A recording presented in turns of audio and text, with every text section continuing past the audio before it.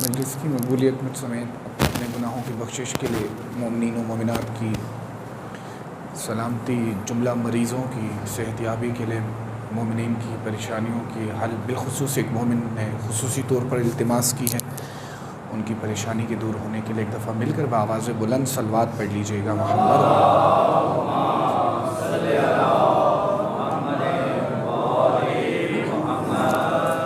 استغفر اللہ ربی من کل ذنب واتوب علیہ ما شاء اللہ لا حول ولا قوۃ الا باللہ العلی العظیم۔ بسم اللہ الرحمن الرحیم۔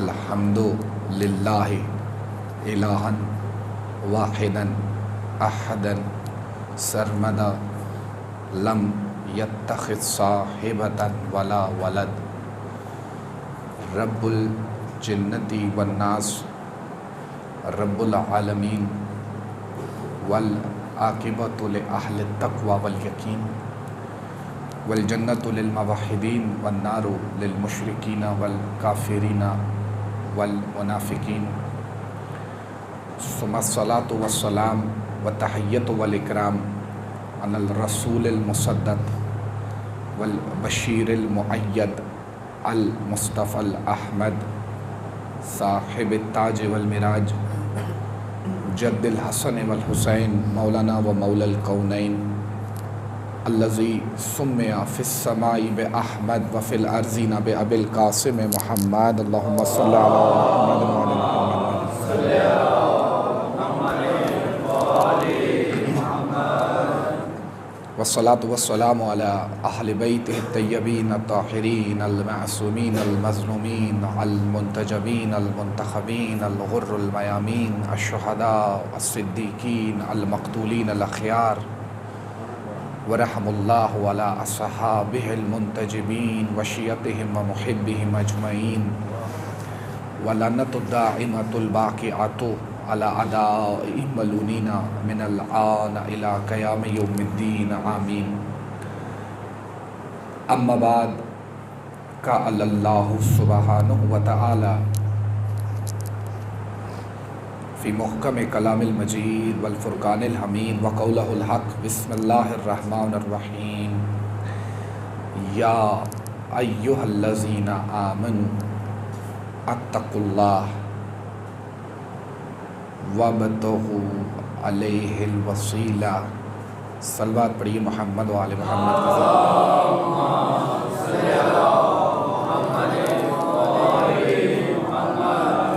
ایک صلوات اس سے بلند آواز میں پڑھیے۔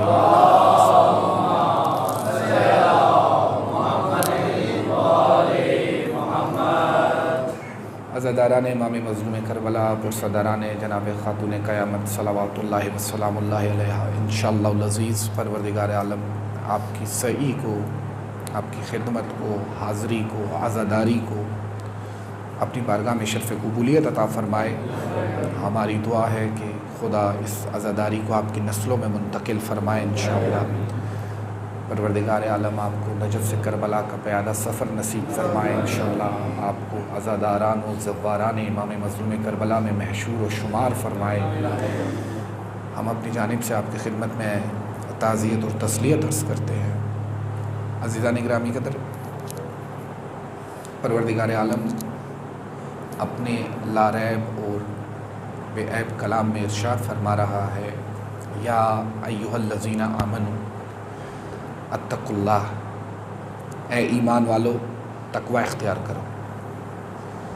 اس آیت کا انداز تکلم انتہائی گہرائی رکھتا ہے اور توجہ کا طلبگار ہے، یعنی خدا صاحبان ایمان سے کہہ رہا ہے، یا ایھا الذین آمنوا، اے ایمان والو۔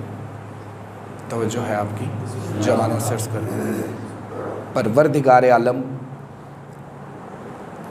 دیکھیے اللہ جو ہے وہ خالق ہے، وہ رازق ہے۔ توجہ ہے آپ کی، جوانوں سے کہہ رہا ہوں، اللہ خالق ہے، وہ رازق ہے، اور اس نے تمام مخلوقات کو خلق کیا ہے۔ اللہ کے علاوہ جو کچھ بھی ہے، جس چیز یعنی لفظ چیز، لفظ شے، ہر وہ شے جو آپ کی بصارت میں آتی ہے، آپ کی عقل میں آتی ہے، حتیٰ کہ خود عقل بھی، سوائے اللہ کے جو کچھ ہے وہ سب مخلوق ہے۔ اللہ خالق ہے، اللہ کے علاوہ جو کچھ ہے وہ مخلوق ہے۔ اور مخلوقات میں پھر بتدریج درجے ہیں، کچھ بہت بلند درجے کی مخلوقات ہیں جنہیں علیین کہا جاتا ہے جی، کچھ پست درجے کی مخلوقات ہیں، مختلف درجے ہیں مخلوقات کے۔ خالق ہونے کے عنوان سے اور رازق ہونے کے عنوان سے خدا نے یہ چیز خود پر لازم تو قرار دی کہ وہ سب کو رزق عطا کرے گا، لیکن یہ بات انتہائی لطیف ہے کہ خدا ہر ایک سے کلام نہیں کرتا۔ رزق تو سب کو عطا کر رہا ہے، لیکن وہ کلام کے قابل اگر کسی کو سمجھتا ہے، قرآن کو اٹھا کر دیکھیے تو وہ بار بار کہتا ہے یا ایھا الذین آمنو، اے ایمان والو۔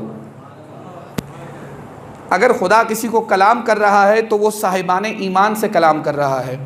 اور بالکل کوئی بھی آپ آسان سی تفہیم اٹھا کر دیکھ لیجئے، یا ایھا الذین آمنو کے لیے یا ایمان والوں کے لیے جو بالکل آسان تفہیم لکھی گئی ہے وہ یہ لکھی گئی ہے، ایمان والے وہ ہوتے ہیں جو علی سے محبت کرتے ہیں۔ یہ بالکل آسان سی تفہیم ہے، میں عربی کی تفہیم کی بات نہیں کر رہا، اردو کی کوئی تفہیم اٹھا لیجئے، وہ سب سے آسان تفہیم میں یہ بیان فرما رہے ہیں بزرگوں کی خدمت میں عرض کروں کہ ایمان والے وہ ہوتے ہیں جو علی سے محبت کرتے ہیں۔ گویا یہ عربی، یہ معذرت چاہوں گا، اردو زبان کے جس کے اندر اتنی جسارت بھی نہیں اور اتنی طاقت بھی نہیں ہے، وہ بھی یہ چیز مان رہی ہے کہ اگر کوئی چیز، اگر کوئی شے، کوئی ایمان، کوئی عقیدہ، کوئی اعتقاد آپ کو اس قابل بناتا ہے کہ اللہ آپ سے کلام کرے تو وہ فقط علی ابن ابی طالب کی محبت ہے۔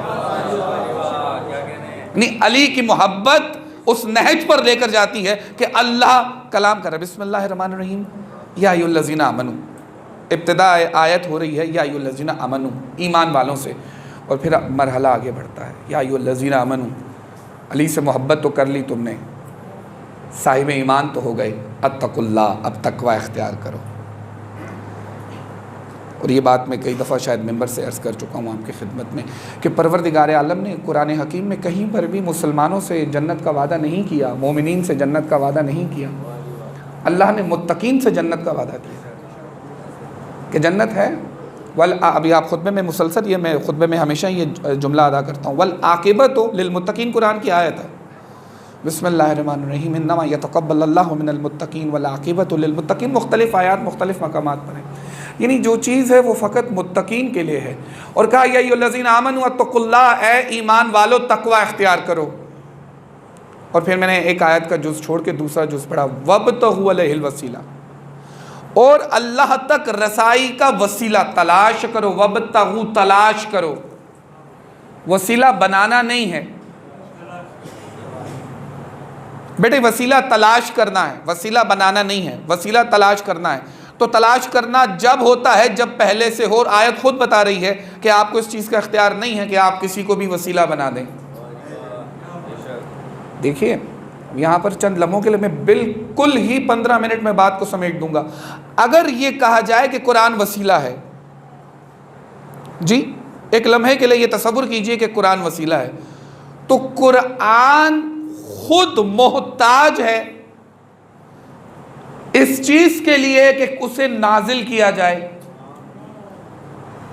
اور اگر آپ سورہ حشر کو اٹھا کر پڑھیں تو سورہ حشر ارشاد فرماتی ہے بسم اللہ الرحمن الرحیم، لو انزلنا ھذا القرآن علی جبل لرأیتہ، یہ قرآن کی عظمت ہے، لو انزلنا ھذا القرآن علی جبل لرأیتہ خاشعا متصدعا من خشیۃ اللہ، کہ اگر اس قرآن کو ہم پہاڑوں پر نازل کرتے تو وہ خشیت الہی سے ریزہ ریزہ ہو جاتے۔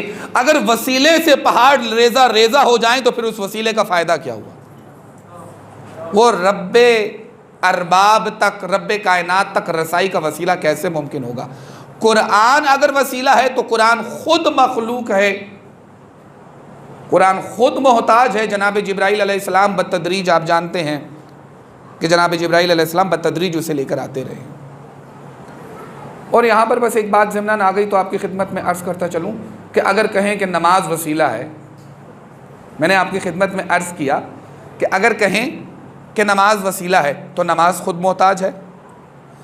نماز محتاج ہے کہ بتایا جائے کہ نماز ادا کیسے کرنی ہے؟ قرآن نے کہیں پر یہ نہیں بتایا کہ نماز کی شکل کیا ہونی چاہیے. جی نماز کی شکل قرآن نے کہیں پر بھی بتائی نہیں ہے. اب خود کوئی بتائے گا کہ نماز ایسے پڑھنی ہے، گویا سجدہ یوں کریں گے، گویا رکوع ایسے ہونا چاہیے، قیام ایسے ہونا چاہیے، تو یہ تو خود محتاج ہوئی. تو اب وسیلہ پروردگار اسے ہونا چاہیے کہ جس کے لیے کہا گیا اول ما خلق اللہ نوری. یعنی یہ کائنات، یہ بالکل ایک اس میں کسی روایت کی اور کسی آیت کی اور کسی استدلال کی ضرورت نہیں، یہ عقل کی بات ہے. اگر اللہ تک رسائی کا وسیلہ مخلوقات میں ڈھونڈنا ہے تو پھر ایسی مخلوق کو ڈھونڈیے کہ جو اللہ کے بعد سب سے پہلے خلق کی گئی ہے.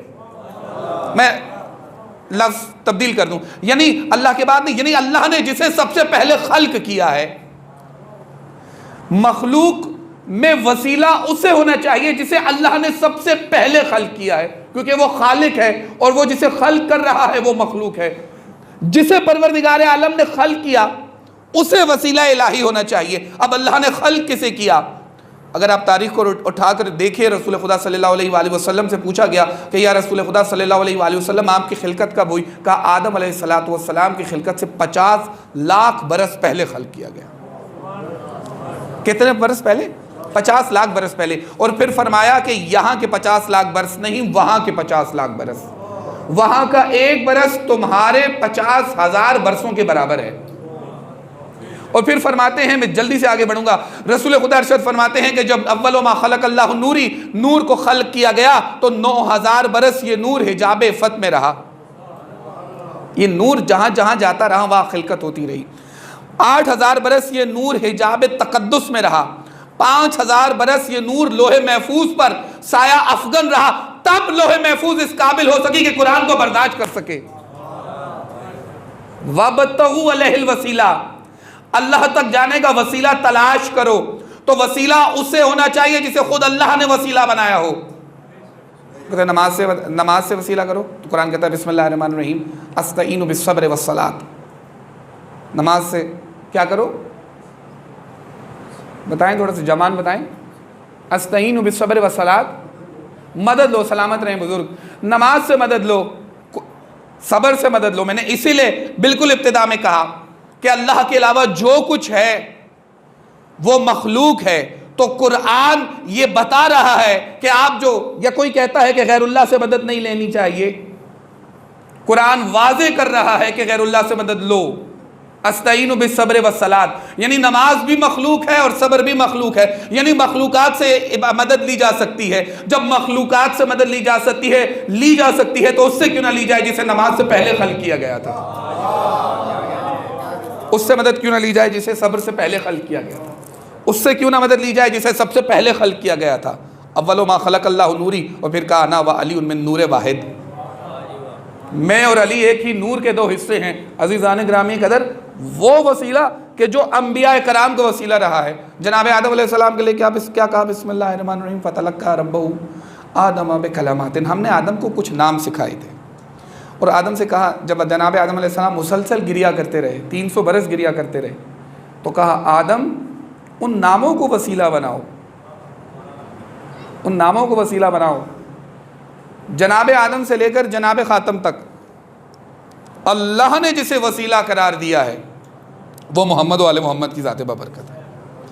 خدا تک رسائی حاصل کرنے کا واحد ذریعہ عالمین میں، صرف اس دنیا میں نہیں، عالمین میں، چاہے وہ عالم انسان ہو، چاہے وہ عالم برزخ ہو، چاہے وہ عالم ملائکہ ہو، اللہ تک رسائی حاصل کرنے کا واضح ذریعہ جو ہے وہ محمد و آل محمد ہے.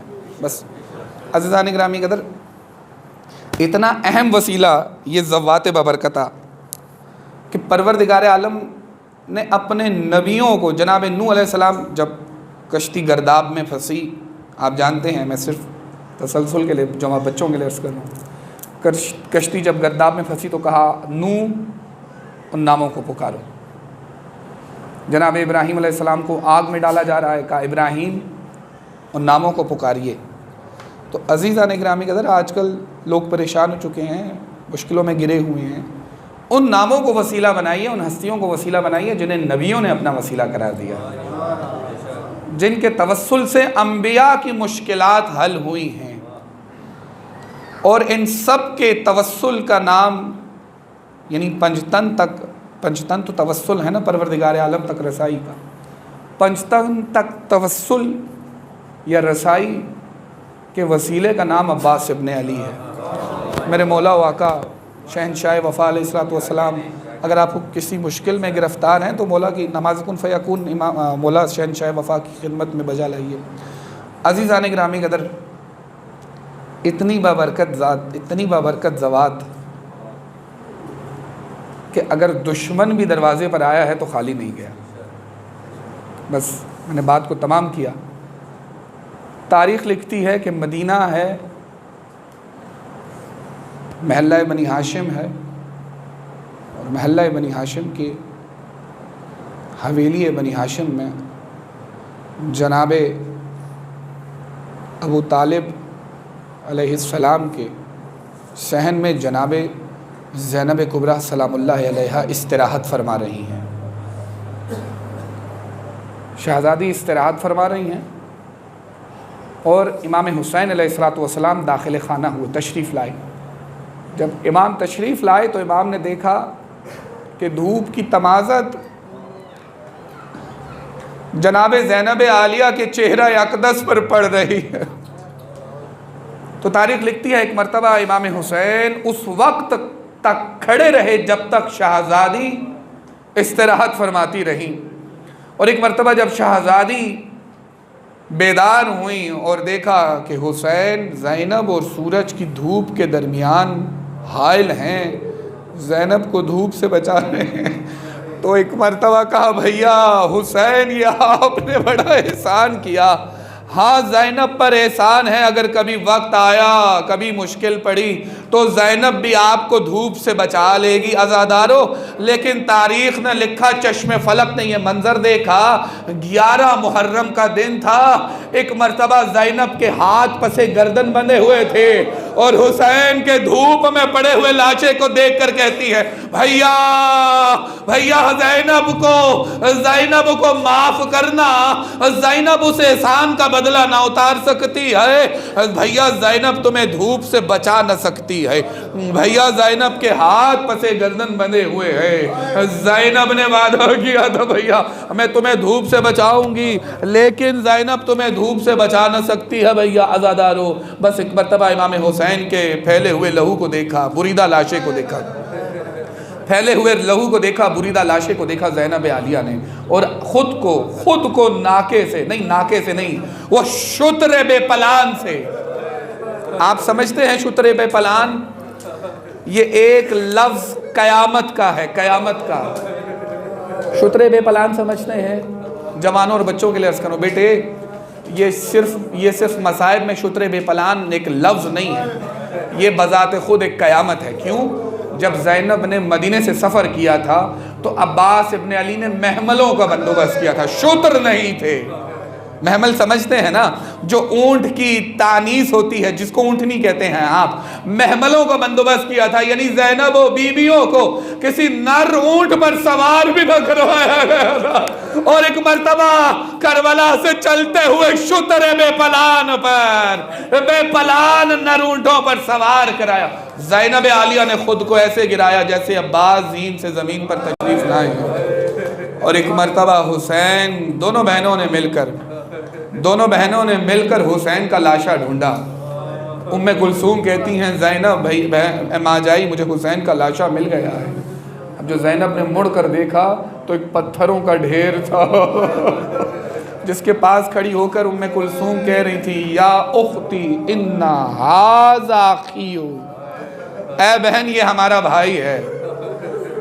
مقتل لکھتا ہے بندے ہوئے ہاتھوں سے اللہ جانے، وہ ٹوٹے ہوئے نیزے اور تلواریں دونوں بہنوں نے کیسے ہٹائے ہیں حسین کے لاشے سے، لیکن جب حسین ظاہر ہوئے تو مقتل لکھتا ہے دونوں بہنوں کی کوہنیوں سے خون جاری ہو چکا تھا، اور ایک مرتبہ زینب نے لاشے حسین کا طواف شروع کر دیا، لاشے حسین ابن علی کا طواف کیا، اور طواف کر کے کہتی ہیں حل انت اخی حل انت ابنی، مرثیہ بڑا زینب علینا، حل انت اخی حل انت ابن امی، کیا تو میرا بھائی، کیا تو میری ماں، کیا تو میرا ماں جایا حسین ہے؟ اور اس کے بعد مقتل کہتا ہے ایک مرتبہ مدینے کا رخ کر کے کہا السلام علیکہ یا رسول اللہ، السلام علیکہ یا نبی اللہ، یا جداہ انظر حل حاز الحسین حل حاز بنت الحسین، نانا ذرا یہاں دیکھیے، نانا ذرا یہاں دیکھیے گا، کیا یہ آپ کا بیٹا حسین ہے جسے اپنے شانوں پر اٹھایا کرتے تھے؟ المغسل من دم چرا المقطع بالجوار والعضا، نانا دیکھیے یہ آپ کا بیٹا ہے جسے اس کے لہو سے، اس کے زخموں کے لہو سے غسل دیا گیا ہے، جس کے جسم کے اعضاء کو پارا پارا کیا گیا ہے۔ بس عزادارو یہ مصیبت سنیے اور مجھے اجازت دے دیجئے گا۔ مقتل لکھتا ہے کہ قبیلہ بنی اسد والوں نے دیکھا کہ روز رات کو ایک شیر ہے جو نمودار ہو جاتا ہے، نمودار ہو جاتا ہے اور لاشِ حسین کا طواف کرتا ہے۔ بس یہ بالکل آخری روایت ہے گوشہ مصائب، لاشِ حسین کا طواف کرتا ہے اور حسین کے لاشے کے پاس بیٹھ کر ایسے آہو فغاں کرتا ہے گویا جیسے گریہ کر رہا ہو، اور صبح ہوتے ہی وہ غائب ہو جاتا ہے۔ خدا آپ کو کربلا کی زیارت کروائے انشاءاللہ، آپ اس مقام کی زیارت کریں، آج بھی وہ مقام کربلا میں موجود ہے۔ جب امام سجاد تدفین کے لیے تشریف لائے ہیں اور جب قبیلہ بنی اسد والوں نے پہچانا امام کو کہ یہ امام سید سجاد علیہ السلام ہیں، تو ایک مرتبہ امام سجاد علیہ السلام سے پوچھا مولا ہم نے دیکھا کہ جب تک لاش حسین بے کفن بے گور و کفن تھا، ایک شیر آتا تھا اور وہ حسین کے لاشے کا طواف کرتا تھا اور وہ طواف کرتا تھا اور اس کے بعد گریہ کرتا تھا۔ مولا ایک دن اس شیر نے ایک ایسا عمل کیا جو ہم سے برداشت نہ ہو سکا۔ آقا وہ شیر آیا اس نے حسین کے بریدہ قدموں میں اپنے سر، حسین کے زخمی قدموں میں، بریدہ قدم سمجھتے ہیں جو گھوڑوں کی ٹاپوں سے پامال ہو چکے تھے، بریدہ پیر سمجھتے ہیں جن کے تلوے ٹوٹ چکے تھے، پیروں کی ہڈیاں ٹوٹ چکے، کہا حسین کے بریدہ تلووں پر اپنا سر اپنا ماتھا رگڑا اور کہا آقا اس کے بعد اس نے ایک انتہائی عجیب و غریب آواز بلند کی، اور اس آواز کی بلند کرنے کے بعد ایک پتھر سے، ایک بڑے پتھر سے، ایک بھاری بھرکم پتھر سے ٹکر ماری اور وہاں مر گیا۔ امام کہتے ہیں مولا ہمیں بتائیے وہ شیر کیا کہہ رہا تھا؟ امام کہتے ہیں جانتے ہو وہ شیر کیا کہہ رہا تھا؟ جب وہ آیا میرے بابا کے قدموں میں تو آ کر کہہ رہا تھا آقا آپ یہاں ریت پر ہیں، وہاں زینب کوفے میں ابن زیاد کے دربار۔